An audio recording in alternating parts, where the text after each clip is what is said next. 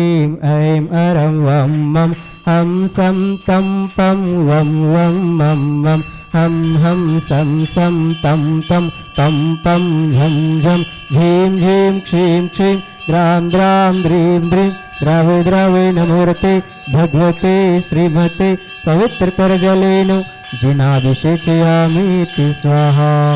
तीर्थोत्तम भवे नीरे क्षीरवारिधिरूपके स्नपयामि सुजन्माप्ता जिनानि सर्वार्थसिद्धिदान्। ॐ ह्रीं श्री वृषभादेवीरान्ता जलेन स्नपयामा। ॐ ह्रीं श्री वृषभादेवीरान्ता जलेन स्नपयामा। सुभाष चंद जी, श्यामलाल जी पहाड़े औरंगाबाद निवासी समस्त परिवारस्य, विधान जय कुमार पहाड़े औरंगाबाद निवासी समस्त परिवारस्य, उपस्थित सर्व श्रावक श्राविकाणां ओम ह्रीं अनादिमूलमन्त्रभ्यो नमः। सर्वशान्तिं तुष्टिं पुष्टिं च कुरु।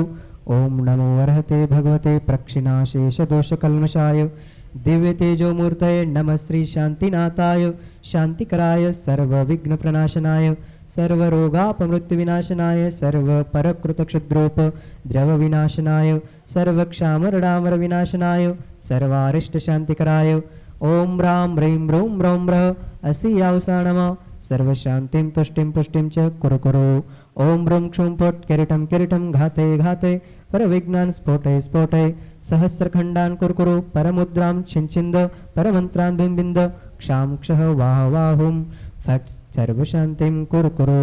ओम ह्रीं श्रीं क्लीं वरहं असियावसा अनाहत विद्याय नमो अरिहन्ताणं रं सर्वशान्तिं कुरु। शक्ति और भक्ति के उत्सर्ग की आत्मा और भक्त के उत्सर्ग के नाम पर कभी हनुमान जयंती पर खुरई की विशाल सभा में परम पूज्य आचार्य श्री ने एक प्रवचन दिया था, जो प्रवचन काफ़ी प्रसिद्ध हुआ। भक्त का उत्सर्ग। हनुमान जी सचमुच में एक बहुत बड़े भक्त थे और जिनके हृदय में राम की भक्ति काफ़ी भरी हुई थी। और हनुमान जी अकेली भक्ति ही नहीं थी उनके अंदर प्रभु के प्रति समर्पण के साथ साथ शक्ति भी थी। उन्हें वज्रंगबली इसलिए कहा जाता था, वज्र अंग अर्थात वज्र वृषभ नाराज सहनन जिनके पास था और वज्र का ही जिनका पूरा शरीर था, इसलिए उन्हें वज्र अंग वली कहने की जगह थोड़ा सा अपभ्रंश हो गया और बजरंग बली कहने लगे। अब हमारे सामने बात ये आती है कि हनुमान जी अंजना के पुत्र थे और पवन उनके पिताजी का नाम था। कोई केसरी भी उनके पिताजी का नाम कहता है। नाम एक व्यक्ति के कई हो सकते हैं, बात एक अलग है, लेकिन पवन तनय के नाम से गोस्वामी तुलसीदास जी ने उनका परिचय दिया। हम ये कह सकते हैं कि सचमुच में आज हनुमान जयंती पर हम सब लोगों को एक बात तय करना होगी कि हनुमान जी ने जिस तरीके से मुक्ति का मार्ग अपनाया, सम्यक दर्शन, सम्यक ज्ञान, सम्यक चारित्र्य को अपनाया, उनके पास शक्ति, युक्ति और बुद्धि की सारी चीज़ें थीं। उन्होंने इतना समर्पण किया कि लक्ष्मण जी को जब शक्ति लगी तो उस शक्ति का परिहार करने में विशल्या नाम की औषधि या विशल्या नाम की सती को लाना हनुमान जी के ही बस की बात थी। और विशल्या को ला करके रख देते हैं और समय पर ही आ जाते हैं, सूर्य उदय के पहले ही आ जाते हैं।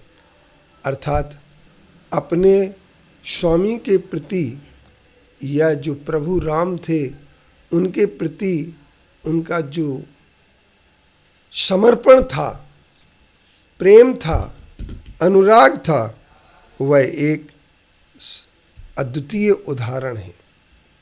ऐसा उदाहरण बहुत कम मिलता है। उनके कई रूप हमारे आपके सामने आ जाते हैं, कभी अनुरूप में हो जाते हैं, कभी वानर रूप में हो जाते हैं, कभी विद्वान के रूप में हो जाते हैं, तो उनके अंदर एक अपने रूप बदलने की भी कला थी।